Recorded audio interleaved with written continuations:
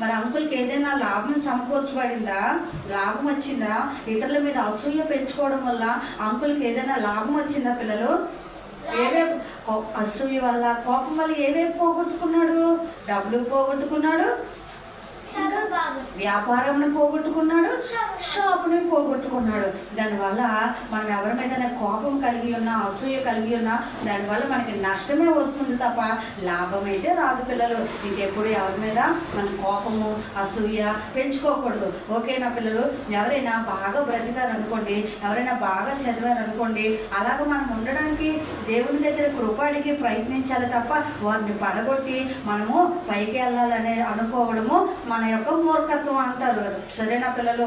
ఎప్పుడు అలా ఉండకూడదు. ఉన్న దానితో తృప్తి పడుతూ లేని వాటిని ఏదైనా మనకి లేదు అంటే దేవుడి దగ్గర ప్రార్థన చేసి పొందుకోవాలి తప్ప లేని దాని గురించి ఆరాటపడి ఉన్న వాళ్ళు